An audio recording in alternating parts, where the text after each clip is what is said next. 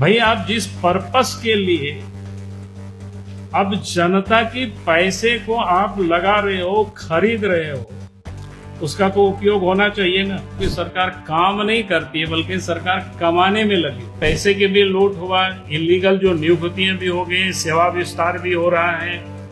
तो इसकी निष्पक्ष जांच राज्य सरकार की तो कोई एजेंसी नहीं कर सकती। क्यों सरकार इतनी भयभीत है, क्यों डरी हुई है, क्यों सहमी हुई है?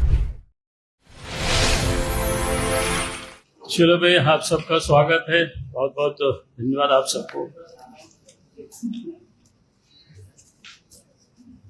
जबकि झारखंड प्रदेश की जो हालत है पिछले 6 वर्षों से हेमंत सोरेन जी की सरकार ने जो बना करके रखा है, खास करके करप्शन को लेकर, ऐसे तो हर चीज ही यहाँ बिगड़ा हुआ है। चाहे कानून व्यवस्था हो, चाहे भ्रष्टाचार हो, चाहे विकास का काम हो, सब कुछ ठप पड़ा हुआ है। और उसका बड़ा कारण है वो करप्शन। कानून व्यवस्था भी खराब है तो वो करप्शन के कारण, काम भी अगर नहीं होता है तो करप्शन के लिए। यानी भ्रष्टाचार इस कदर से व्याप्त है, कभी कभी तो ऐसा लगता है कि भ्रष्टाचार के बारे में माने क्या बोले क्या नहीं बोले, जितने बोलते हैं वो भी कम पड़ जाता है। जगह जगह पर जो भ्रष्टाचार के जो किस्से होते हैं वो प्रत्येक दिन लोग मोबाइल के व्हाट्सएप में लोग भेज दिया करते हैं, विद फोटो के साथ भेजते हैं, प्रूफ के साथ भेजते हैं। कुछ को तो मैं ट्विटर में डालता हूं, कुछ एक मुख्यमंत्री को पत्र लिखता हूं, विभाग को पत्र लिखता हूं, कुछ तो मुझे यूं ही छोड़ देना पड़ता है, क्योंकि विषय इतने अधिक होते हैं तो कभी कभी खुद को भी समझ में नहीं आता है आखिर इस राज्य में हो क्या रहा है। राज्य में जो बैठे हुई सरकार है, यानी इसको समाप्त करने के लिए, इसको ठीक करने के लिए, दुरुस्त करने के बजाय भ्रष्टाचार को और प्रोत्साहित करो, उसको और आगे बढ़ाओ। लगता है कि सरकार इसी काम में लगे हुए। और इसलिए मैं एक बात कहा करता हूं कि सरकार काम नहीं करती है बल्कि सरकार कमाने में लगी हुई। हम सब लोग पिछले दिनों क्या चल रहा है उस मामले को आप सबके ध्यान में है, ट्रेजरी घोटाला, जो लगातार जिसकी पैसे की जो निकासी हो रही है। सरकार जांच करा रही है, फलाफल क्या निकलेगा नहीं पता है, क्योंकि उम्मीद नहीं कर सकते इस सरकार से। क्योंकि ये जो वर्तमान सरकार है, जब वही सारे पदाधिकारी पदस्थापित रहेंगे, उनके ऊपर कोई कार्रवाई नहीं करेंगे, तो फिर करप्शन कैसे समाप्त होगा, सरकार से कैसे उम्मीद कर सकते। आज आप सब लोगों के बीच में हेल्थ विभाग का जो भ्रष्टाचार है उसको आपके सामने थोड़ी सी प्रकाश में लाना चाहता हूं। आप सबको ध्यान में होगा कि इस समय ऑडिट भी चल रहा है स्पेशल, और उसमें भी जो जानकारी मिली है, जो नामकुम वाले किसी सड़क पर वहां पुलिस छावनी बना दिया गया ताकि कोई वहां प्रेस व्रेस भी नहीं पहुंचे, ताकि लोगों को ये पता ना चल सक जाए क्या कुछ हो रहा है। यानी क्यों सरकार इतनी भयभीत है, क्यों डरी हुई है, क्यों सहमी हुई है? भाई सरकार को तो खुल के बतानी चाहिए, दिखानी चाहिए कि भाई गड़बड़ी है, जिन लोगों ने गड़बड़ी किया तो उनके ऊपर कार्रवाई करनी चाहिए। तो आप सब ने देखा होगा कि Jharkhand medical and health infrastructure development and procurement corporation limited, नाम ही इतना लंबा है कि हमारे जैसा व्यक्ति के लिए उच्चारण करना भी बड़ा मुश्किल होता है। उसका शॉर्ट नाम भी है JMHIDPCL। आप सोचे फिर से बोलते हैं Jharkhand medical and health infrastructure development and procurement corporation limited, ये फुल फॉर्म है, लेकिन उसका शॉर्ट में है JMHIDPCL। तो इसमें जो कंसल्टेंट जिसको बनाया गया है, एक है कोई शैलेंद्र श्रीवास्तव नाम करके व्यक्ति। सरकार के वो जो नियम है 2016 में ही सरकार ने नियम किया था, किसी को भी 3 वर्षों के लिए जो सेवानिवृत्त व्यक्ति होता है उनको अधिकतम दिया जा सकता है, उन्हें उसका विस्तार दिया जा सकता है। लेकिन अवधि विस्तार के लिए उसमें भी आवश्यक होता है मंत्रिमंडल की स्वीकृति। बाद में जो लोगों ने बनाया 2022 में, उसमें नियम में थोड़ी सी लोगों ने परिवर्तन किया। उसमें से ये प्रावधान जोड़ दिया गया 3 साल के बाद अगर उनको विस्तार मिलता है तो मुख्यमंत्री के सहमति से होगा। लेकिन हैरानी की बात यह है कि इन नियमों के बावजूद बिना मुख्यमंत्री के स्वीकृति के ही 12 दिसंबर 2025 को शैलेंद्र श्रीवास्तव नाम के व्यक्ति को 4थे वर्ष के लिए ये जो अभी कंसल्टेंसी आपको बताए, Jharkhand medical and health infrastructure development and procurement corporation limited के इनके अवधि विस्तार यानी 5वां वर्ष के लिए उसको फिर से आगे बढ़ाया। अब इन्हीं का काम होता है टेंडर को मैनेज करना, ठेका टेंडर जो ये सब जो काम चलता है, उसमें से ऑडिट में जो अनियमितता हुई है उसमें से काफी पकड़ में आया है। जैसे पूर्व में 2026 में 237 नई कस्टमाइज्ड एम्बुलेंस की खरीद हेतु 80 करोड़ की नई निविदा जारी की गई। ऑडिट में पाया गया कि जून 2022 में खरीदी गई 206 एम्बुलेंस जिनकी लागत 55.58 करोड़ थी का कोई उपयोगिता यानी यूटिलाइजेशन ऑडिट नहीं किया गया। उक्त यानी 206 एम्बुलेंस 1 वर्ष से अधिक समय तक RCH नामकों में निष्क्रिय अवस्था में पड़ी रही। अब मतलब सोच सकते हो भाई, आप जिस पर्पस के लिए अब जनता की पैसे को आप लगा रहे हो, खरीद रहे हो, उसका तो उपयोग होना चाहिए ना।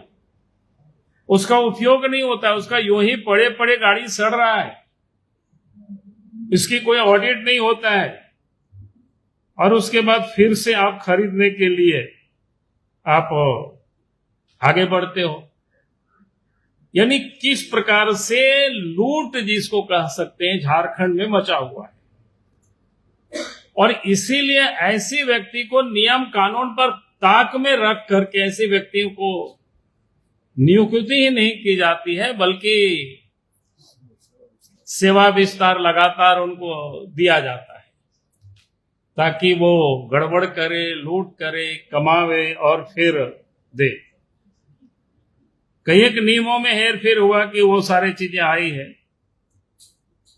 L1 जो बोलती दाता यानी टेंडर में आप सब लोग जानते होंगे, मिसेस सनातन बस बॉडी बिल्डर प्राइवेट लिमिटेड अनिवार्य 20 करोड़ वार्षिक टर्नओवर की शर्त पूरी नहीं करता था।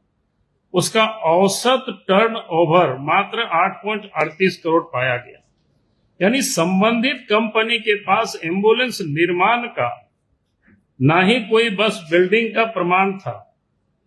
यानी ऑडिट में सब कुछ पाया गया, लेकिन अब ऐसे व्यक्ति को बना करके रखना, बैठा करके रखना, एक प्रकार से यानी पूरा विभाग को या पूरे राज्य की जनता की गाढ़ी कमाई का पैसा को लुटाना। दवा खरीद, भंडारण, डिजिटल रिकॉर्ड में भी भारी गड़बड़ी केग ने पाया। 11 मार्च 2026 को किए गए सत्यापन ऑडिट में कई चौंकाने वाले तत्व सामने आए। यानी करोड़ों की जीवन रक्षक दवाएं एक्सपायर कर गए। कॉरपोरेशन के गोदामों में करोड़ों मूल्य के लगभग 24 लाख यूनिट जीवन रक्षक दवाएं एक्सपायर पाई गई, जबकि ई औषधि सॉफ्टवेयर में expiry alert, self life monitoring जैसे सुविधाएं उपलब्ध थी। यानी ये सारे कुछ उपलब्ध है, आपको सब कुछ, यानी क्या कहते हैं आजकल तो ऐप में आपको बताता है कि भाई आप अपना अपॉइंटमेंट भी लोग डाल देते हैं कि भाई आप रोज आपका अपॉइंटमेंट आ जाएगा कि भाई कब क्या है। तो इतनी सारे कुछ होने के बाद भी अगर ये सारे बर्बाद हो रहे हैं दवा,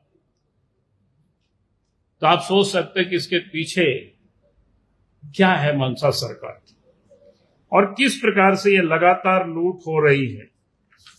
और इसीलिए क्योंकि इसलिए हमने सरकार से ये मांग की है कि भाई एक तो कॉल ऑडिट टीम, जिस संगठन की अभी मैंने बताया कि JMHIDPCL का पुनः ऑडिट किया जाए और पूरा परिसर को छावनी में जो तब्दील कर दिया गया ताकि कोई जानकारी बाहर ना जा सके, ऐसा क्या छिपाया जा रहा है। तो हमारी मांग है कि कुल ऑडिट की पूरी रिपोर्ट सरकार को सार्वजनिक करना चाहिए और जिन लोगों के कारण ये अनियमितता हुई है, ये जो गड़बड़ी हुई है, दवा एक्सपायर किया है, अयोग्य कंपनी को काम दिया गया है, ऐसे लोगों के ऊपर सरकार तुरंत FIR करे। और इतनी बड़ी जो वित्तीय अनियमितताएं हैं और प्रशासनिक गड़बड़ी है, यानी पैसे के भी लूट हुआ, इलीगल जो नियुक्तियां भी हो गई, सेवा विस्तार भी हो रहा है, तो इसकी निष्पक्ष जांच राज्य सरकार की तो कोई एजेंसी नहीं कर सकती। इसलिए हम चाहेंगे कि इस पूरे मामले की जांच CBI से राज्य सरकार को करानी चाहिए, क्योंकि इस राज्य में जिस प्रकार से शैलेंद्र श्रीवास्तव को गैर कानूनी तरीके से नियुक्त किया गया है, क्योंकि जानकारी मिल रहा है कि CMO में उनके करीब के कोई पदाधिकारी वहां बैठा हुआ है जो उनको उनकी सलाह पर उनकी अवधि विस्तार लगातार हो रहा है। तो मैं कहूंगा कि इन सारे जो जांच होगी तो कौन किसके इशारे पर उनकी सेवा विस्तार हो रहा है, इलीगल हो रहा है, और किस प्रकार से दवा की या इक्विपमेंट की जो परचेज में जो गड़बड़ियां हो रही है, उसमें से और किन किन लोगों की भूमिका है, इसकी निष्पक्ष जांच होनी चाहिए और इसकी CBI से जांच होनी चाहिए। इसी विषय को लेकर के आज आपके सामने मैं आया हूं, क्योंकि पहले भी सब विषय अखबारों में छापा हुआ है, ऐसा नहीं है कि मैं पहली दफा बोल रहा हूं। और पूरा विषय मैं योगेंद्र जी को एक कागज दे दूंगा कि आप सब लोगों को और उपलब्ध करा देंगे। आप सबको अगर कोई और अब बाकी थोड़ा सा आप लोग भी रिसर्च करेंगे, आप लोगों के अरे मालूम आप CMO तक हम पहुंच गए तो बाकी आप लोग वहां तक पहुंच जाइए, होता ना, तो आप लोग भी मेहनत करिए भाई।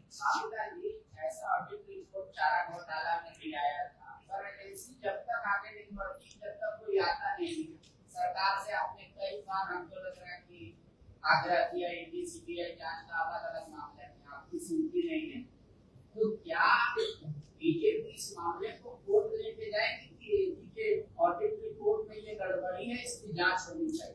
देखिए अभी कोर्ट के बारे में तो नहीं, लेकिन जनता की अदालत में तो मैं रोज जा रहा हूँ, पार्टी हमारी लगातार जा रही है जन समस्याओं को लेकर के, मुद्दों को लेकर के।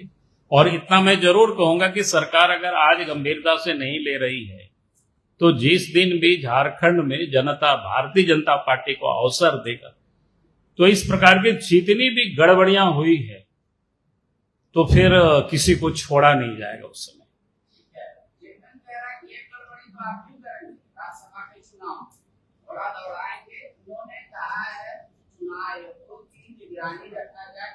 जरूरत पड़े तो ED, CBI, ACB, निगरानी, IB, सब लगाया जाए, क्योंकि बाबूलाल के पास पर्याप्त बहुमत नहीं है, करेंगे कैंडिडेट निकलेंगे और जिताएंगे। नहीं, मैं कहूंगा कि पांडे जी आपने बहुत ही अच्छा प्रश्न पूछा, क्योंकि आज तक राज्य के मुख्यमंत्री को सीबीआई, ईडी, उन पर इनको विश्वास नहीं हो रहा था, लेकिन अब लगा कि शायद हेमंत सोरेन जी को थोड़ी सद्बुद्धि आने लगा और उनके ऊपर विश्वास होने लगा, तो अच्छी बात है। तो हम कहेंगे कि जरूर जांच करना चाहिए। और उसके साथ साथ मैं हेमंत सोरेन जी से एक बात और कहूंगा, भाई हमने कई एक पत्र लिखा है मुख्यमंत्री जी को,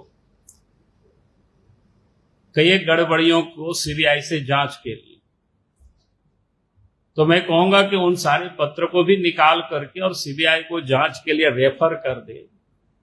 अगर उनको खोजने में कठिनाई होगी तो हम अपने दफ्तर से भी उस सारे पत्रों को हम निकाल सकते हैं फिर से और उनको भेज सकते हैं। तो मुझे यह अच्छा लगा कि हेमंत सोरेन जी ने इलेक्शन कमीशन को पत्र लिखा और उन्होंने कहा कि ईडी और सीबीआई से जांच होनी चाहिए। तो मैं इसकी स्वागत करता हूं और उसी के साथ ही मैं कहता हूं कि भाई हमने कई जो राज्य में घोटाला हुआ है, गड़बड़ हुआ है, जिसको हमने सीबीआई जांच के लिए मुख्यमंत्री को बार बार मैंने पत्र लिखा है, तो राज्य के मुख्यमंत्री को जरूर उन सारे पत्रों को भी सीबीआई को भेज देनी चाहिए ताकि जांच हो निष्पक्ष। उसे हेमंत सोरेन का ही भला होगा कि हमें तो अच्छा लगेगा हमको। ये दोनों सवाल को जवाब नहीं दिया ना, आपके पास संख्या बल नहीं है, फिर गांधी जी के भरोसे आप करेंगे, ईडी के भरोसे। किसने कहा कि गांधी जी के बल से? अरे गांधी का नाम तो वही लोग रोज रटते हैं। हमने तो कहा कि गांधी तो महात्मा थे, बापू थे। आप बोल रहे गांधी जी के बल पर, गांधी जी के बल पर ही तो बाकी लोग राजनीति कर रहे हैं। पहली बात तो मैं कहूंगा कि भाई लोकतंत्र में हर किसी को चुनाव लड़ने का हक है, अधिकार है, और भारतीय जनता पार्टी भी राज्यसभा के चुनाव लड़ेंगे, और चुनाव लड़ेंगे तो पार्टी भी और प्रत्याशी भी जो मतदाता होंगे उनके पास जाकर के हम हाथ जोड़ करके विनती करेंगे भी आप हमें वोट दीजिए, देश के खातिर वोट दीजिए, राज्य के खातिर हमें वोट दीजिए। इसमें कहां गुनाह है? कहां लिखा हुआ है संविधान में आप वोट नहीं मांग सकते हैं? क्या बात करते हो? दादा वोट मांगेगा, आपके इलाके में एक सरिता देवी है, उनके पास आधार कार्ड भी नहीं है, 3 बच्चों के साथ वो खाना उनका मुश्किल हो पड़ा है, आपके विधानसभा में ही है। कहां पर? लक्ष्मणिया टोला है। हमने देखा नहीं, मेरे ध्यान में नहीं आया है, लेकिन अगर ध्यान में आएगा तो जरूर उसको मिलेगा। सरकार, अरे भैया मेरा कहना है सरकार का काम है ना, हम वही तो मैं कह रहा हूँ, सरकार का काम है एक एक परिवारों को आधार से जोड़ना, एक एक परिवारों को राशन कार्ड उपलब्ध कराना। अगर हमारे संज्ञान में आएगा, आपने लाया है, अगर डिटेल आप हमको व्हाट्सएप में भेज देंगे तो जरूर हम उसकी काम में हम उनको मदद करेंगे।